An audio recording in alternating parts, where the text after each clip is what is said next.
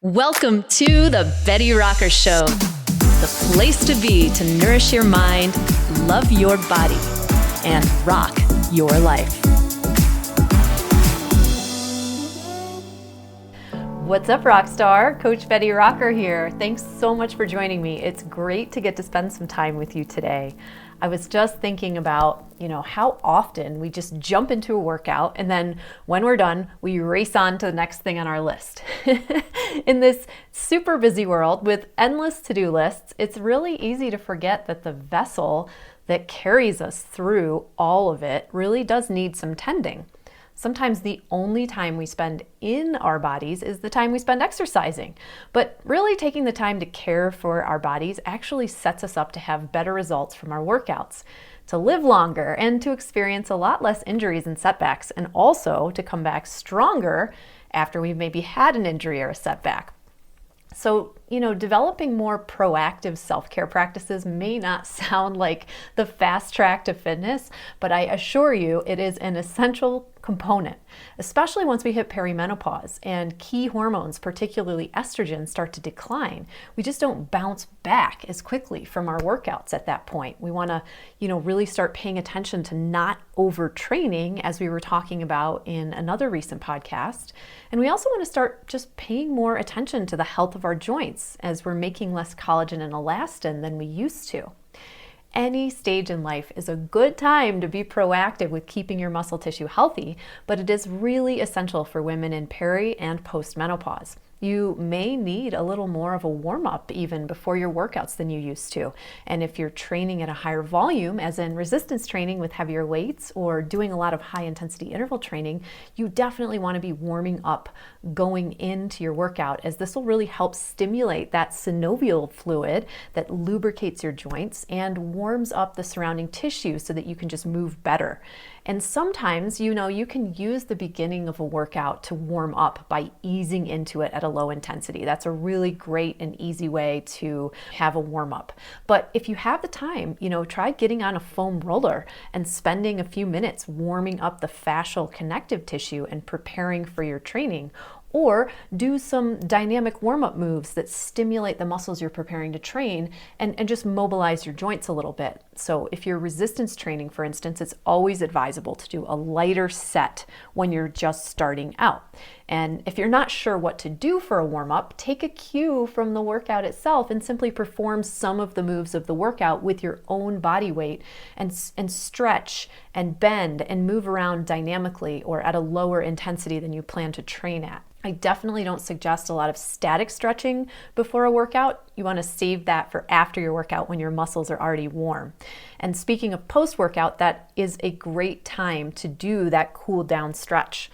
Your muscles are warm from your workout, so you can hold your stretches longer and just breathe into them more. And this is a really healthy way to transition from an intense workout session and bring your heart rate down. And it also supports your joint health and your mobility. And mobility just means the range of motion a joint can go through. Flexibility is the amount we can stretch our muscles. Since muscle connects to tendons that cross joints, mobility and flexibility are really intimately connected, and we want to address them both in our self-care.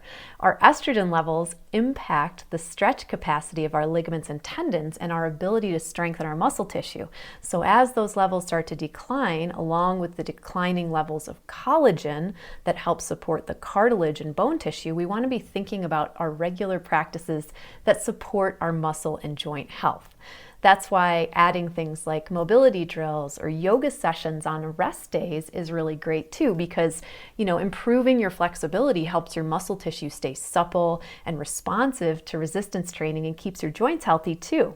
If you're following one of my Rock Your Life Challenge programs, not only do you have custom tracks for every program based on which stage of life you are in, you have dedicated practices for self-care like yoga and mobility built right into your training programs. Plus, you also have access to the entire class library that includes tons of stretching videos, mobility drill classes, and yoga practices, so you can always just add that in as a bonus. I also want to mention that, staying hydrated is really important for your muscle and joint health as well. So keep drinking water throughout the day and drink more when you're exercising. And I'm sure you know the importance of regular movement throughout the day, but it's worth mentioning that we want to be mindful of our posture in our day-to-day life. Since you're here with me right now, let's take a moment and just kind of check in with ourselves. Tune into the posture you're sitting in or standing in as you are listening to me. Maybe you're walking or driving or doing something else, but you can definitely just tune into your posture and notice, how are you holding your head and neck? And what posture are your shoulders in? How are your hips right now?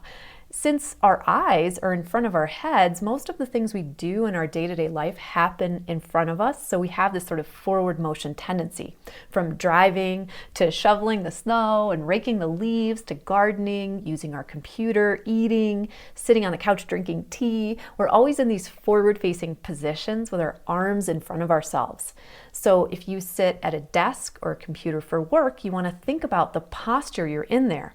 And if you frequently are looking down at your phone, you want to really think about the posture that your head and neck and your shoulders get into. Because the muscles that are working while you do all of those things in front of you are your chest muscles and the other muscles in the front of your body that make those forward actions. And that's just fine. They're meant to do all of those actions. But what happens when we're in those postures for long periods of time and we don't use the muscles on the opposite side of our body as much, is we start to get a bit stronger in the muscles that work all the time and a bit weaker in the muscles that don't do very much work. And we also start to take on these sort of habitual postures of those positions in our activities outside of our work or outside of the times we're habitually in them.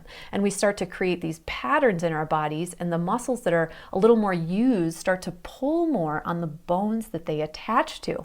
So we'll keep talking about the shoulders as an example. That shoulder joint, or your rotator cuff, is a very shallow ball and socket joint. So you can picture the head of the humerus as the ball head, and it sits in this very shallow dish of your shoulder. And we have this nice wide range of motion that's available at that joint as a result, right? That joint can move very freely in a nice big circle. And the stability of this joint relies on the muscles that come and surround that joint from all of these different angles. And some of the muscles that attach to your shoulder come from your chest, some come from your back, and some come from underneath your arm in your armpit area. And it's the relative strength of these muscles to each other that impacts the stability of this joint. So back to our example, if we're always using the front body muscles because we see in front of us and rarely using the back body muscles, the shoulder joint slowly becomes imbalanced because we're inadvertently strengthening those front body muscles constantly in the things we do without using the back muscles as much. And that's where that relative strength starts to become unstable. You can probably picture an elderly person, someone who walks with their head tilted forward and their shoulders rounded forward. And this is an example of what can happen to us over time when we're in postures of forward motion so chronically with very little to no action in the opposing direction. So, what's the solution? Well, first we can just tune in when we're sitting for long periods of time and simply reset our posture by bringing those shoulders back and down, opening our chest. Maybe you want to take a nice deep breath in right now with me. Take another nice deep breath in, and on this next breath, notice as you breathe how that buoys your chest, opens you up, naturally brings your shoulders back and down. Do that again. And the next breath that you do with me, as you breathe out, just hold your body in that position that you felt as you breathed in and you expanded your chest. So go ahead and do one more nice deep breath. And then just as you exhale, notice the position of alignment that your body can come into as you breathe, as you take that nice deep breath. And remember that breathing more fully and deeply is really helpful for our body and our brain and our thinking capacity. So we really want to be careful of not being in that chronic rounded head forward, chronic rounded shoulder forward, collapsed chest, which impacts our breath and our ability to get enough oxygen. And we can get up and we can stretch our our chest open more, which helps relieve and relax those hardworking muscles. And you might not feel like they're working super hard because, of course, you're just at your desk or you're looking at your phone or all of the things that you're doing with your hands in front of you. They aren't specifically exercise, but these repetitive motions over time do call on those muscles more than the other muscles that surround the shoulder joint. So going beyond that, we want to just start more mindfully training and strengthening those back body muscles in our exercise routines. And being mindful, we're not overtraining our front body muscles in those same exercise routines. Because what I see happen sometimes are things like push-up challenges or plank challenges, and suddenly we pile on top of our daily posture of forward motion an exercise that also targets those same muscles for like the next 30 days, contributing to further imbalance. Or, say we start a new workout program, even a balanced one, but because we're not thinking of how we're using our bodies daily outside of the gym or outside of our workouts, we end up developing more strength in the front side of our body, and the back side never catches up. We might have an imbalance from playing a sport when we were younger, or an old injury that never quite got better.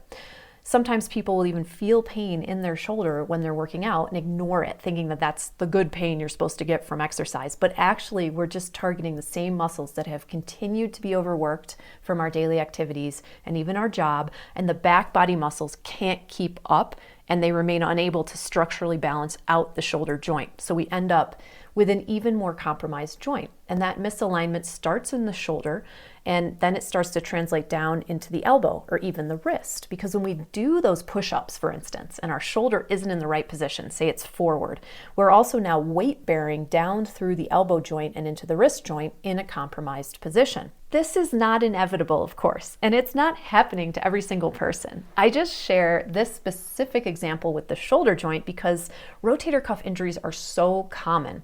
And I think it really helps to hear how things can develop, because it's not just the shoulder joint where this series of events can play out. I'm just using it as an example. I mean, think about your legs and your hips and pelvis and the motions that you use day to day. Maybe you've even had a past injury and have scar tissue buildup that restricts your movement patterns, or a car accident that impacted your range of motion. The bottom line is that what we want to do is bear weight on aligned joints, whether we're just walking around bearing our own body weight, or we're loading ourselves up with dumbbells or barbells, because our muscle and skeletal systems are interconnected as the muscles connect to our bones. So if muscle develops in an imbalanced way across a joint, it not only pulls that joint in the direction of the stronger side, it can also create these compensating movement patterns throughout other parts of your body as well as pain. And this is why we just really want to tune in and be more aware of our daily posture and alignment, as well as the alignment we're in with our workouts and our regular proactive self-care practices like stretching and our mobility drills and all of these helpful tips that we were talking about. Now, in case the shoulder happens to be a joint that you personally want to bring more stability to, you could tune into moves that I teach a lot, like cactus arms. That's where you either lie on your back or stand against a wall with your arms back in a cactus position or goalpost position, and then you slowly raise them up and down while your elbows, wrists, and shoulders are touching that surface. And you notice how this opens and stretches your chest while also activating your back muscles. You can also start adding in more rows of all types, like wide grip rows, high pull rows, narrow grip rows, single arm rows, and moves like reverse flies, superwoman lifts, swimmers, all of those moves that target and strengthen your back muscles. And you'll see these in all of my different workout programs. There are basic moves that I really love to do frequently where you stand just with your arms out at your sides at shoulder height, and you point your thumbs behind you and pulse them back. This is going to engage the muscles between your shoulder blades as well and open and stretch your chest. You can also do that same position holding a stretchy band to give yourself a little more resistance to pull against and even further engage those back muscles.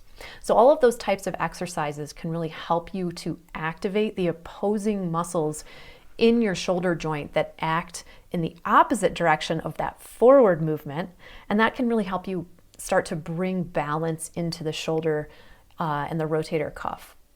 You can also tone down the intensity of chest exercises in your training program if you're working towards balancing out that back body strength if this is something that you think affects you.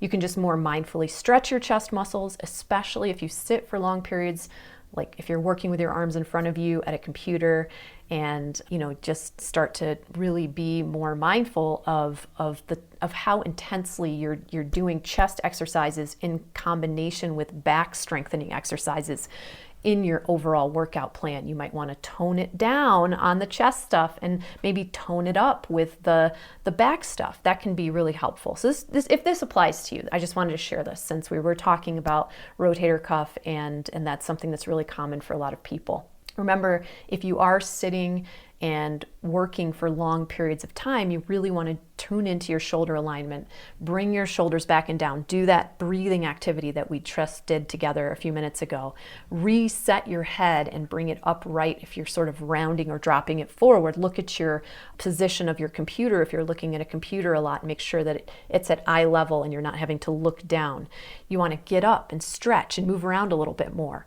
And your head and neck are a big part of this conversation. That habitual forward head posture can be a huge problem for people that causes headaches and neck pain. So really work on your body awareness in your workouts of keeping your head and neck aligned with your spine, and bring that into your daily life as well. All of the muscles in our bodies that act on joints have an agonist and antagonist, or muscles with opposing actions like flexion and extension. This helps create stability around your joints. Your biceps and your triceps are one example that's easy to picture. Your quads and hamstrings are another one. And both of those examples cross two joints. So the biceps and triceps attach across your shoulder and elbow joint, for instance. So imbalances in the shoulder joint can impact the way you're using those muscles, which is one of the reasons I say instability in the shoulder can translate down into your elbow and even your wrist. Your quads and hamstrings cross both the hip and the knee joint. So if you sit a lot, your hamstring is in a shortened position and your quads are in a lengthened position. And over time, that shortened hamstring can pull your pelvis out of alignment, causing back pain and restriction of your range of motion. So you might consider the position your feet are in throughout the day. How is the footwear you have on? And how is that impacting your foot and ankle alignment? And how is that translating up through your knee and into your pelvis? If you've come to any of my classes, you probably have seen me training barefoot. And one of the reasons I do this is because I just find it easier to balance and bring strength into my feet and ankles when they're moving freely throughout my workouts without the interference of like a typical sneaker. I sometimes will wear a barefoot shoe, which also allows my toes to separate, because that's another part of foot stability and ankle stability. And when your toes are able to separate, say you're jumping, it's the muscles in between your toes that were made to actually absorb shock from weight-bearing moves. Now, of course, the body wasn't really made to jump on really hard, non-giving surfaces like concrete or asphalt, and a sneaker can really help provide some of that shock absorption that we need if we're on those types of surfaces a lot. But, if you aren't jumping on a hard surface, you might not need that same amount of absorption, and if you can begin to strengthen your feet, and you do decide to do some barefoot training, I just really suggest easing into it, and don't just start all at once, because your feet will need a little time to develop the strength. And you'll also want to tune into your foot alignment, just like we're talking about with any of these other joints. And we just want to make sure that we may have some patterns in our feet and underdeveloped muscles that make it harder to be stable as we're starting out. So that's just an area to experiment with and take slow. But the bottom line is your feet and their alignment, whether you're barefoot or in a shoe, is going to influence the way that your knee joint lines up and the way that your pelvis lines up. The pelvis may seem like a fixed sort of tilted bowl, but actually it's separate bones that are connected by really strong ligaments, and it can move and shift. For instance, if you've had kids, there's a specific hormone released to relax the muscles and joints and ligaments during pregnancy and help your body stretch and accommodate the birth. However, after you've had kids, the pelvis may not have simply gone right back to its original position, and it can be slightly rotated or a bit off kilter. Something similar can happen to the pelvic bones if you've been in a car accident or had an injury, and unless you've received care to realign those structures, it may end up staying that way or kind of coming back to haunt you. That's actually my situation. I still go to physical therapy to help me overcome some of the patterns that happen in my pelvis from old car accidents and motorcycle crashes I had in my teens and 20s. And speaking of physical therapy, that's just one of the ways that you may want to consider addressing underlying concerns that you may have. Getting some hands-on care can be such a game changer, both, the things you learn about your movement patterns and the way it helps you get more aligned. The tricky thing about getting hands-on care can be that every state and country too has different types of training and requirements for different kinds of practitioners and on what types of therapeutic practices they can use in your care. So the type of practitioner who can help you the most can vary depending on your needs and where you live, and of course your health insurance, if it covers it, or if you're looking for coverage. Many practitioners really do go above and beyond, getting continuing education and have more than one tool in their toolkit, or they're working with complementary practitioners out of their office. For instance, a chiropractor is going to adjust your bones, but if your muscles attach to your bones and they are patterned a certain way, or you are chronically overtrained in one direction, those muscles will continue to pull the bones out of alignment and exert their pulling pressure. If you're only seeing a chiropractor who only works on your bone alignment, you'll probably need to keep seeing them. Some chiropractors offer complementary treatments to address soft tissue concerns or have that type of care available right in their office.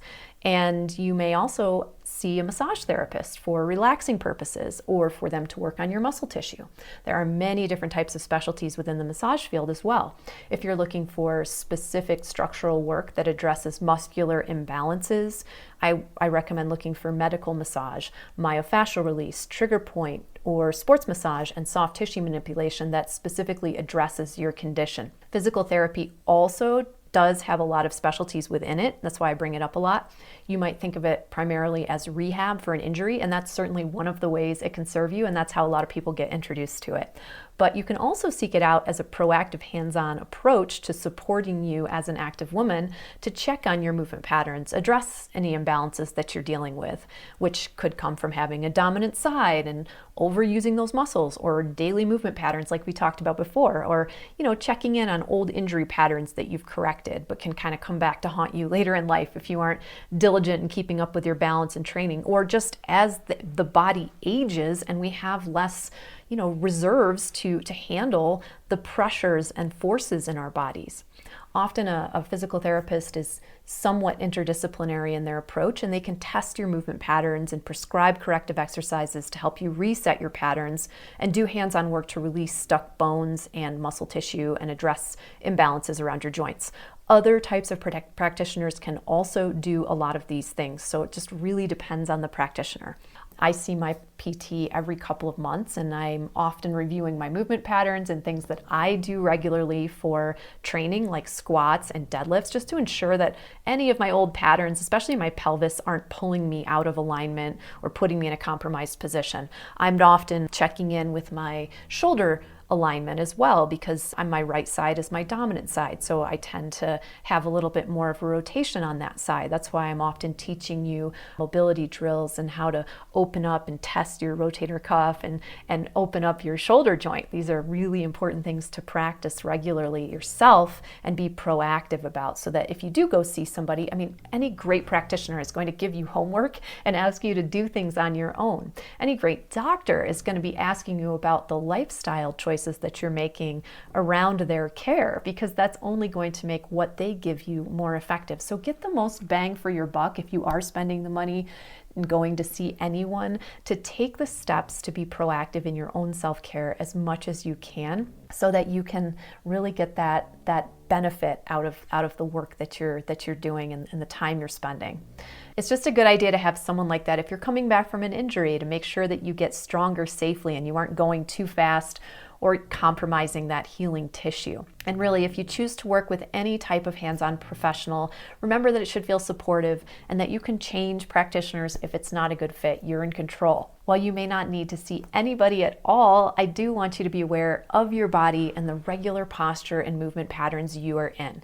So after you finish listening to this show today, be sure you keep bringing your awareness to how you move and the alignment of your body and your workouts. If you're training with me and my coaches in one of my programs, or you're in Rock Your Life, we'll continue to offer you really specific form cues and help you stay present in your body through all of the workouts that we do together.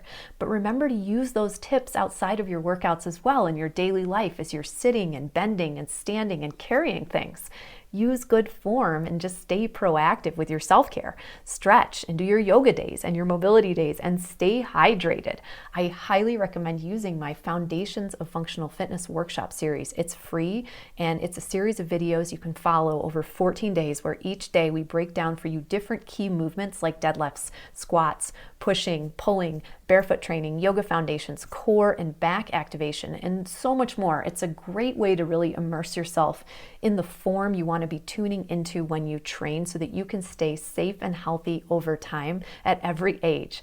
You can find that over at thebettyrocker.com/FFF, or just go to my website and scroll down towards the bottom of the page. You'll see the spot to sign up right there, and you'll get it sent to you daily as an email with a video you can follow. And of course, if you're in Rock Your Life, this entire course is built right in along with all the other bonus courses and materials, so you can reference it anytime. And hey, thanks so much for spending this time with me today, Rockstar. I hope this gave you some good insights and reasons to be more proactive with your self-care. And I really look forward to connecting with you again very soon. So until next time, I'm Betty Rocker, and you are so awesome, flawsome, and amazing. Bye for now.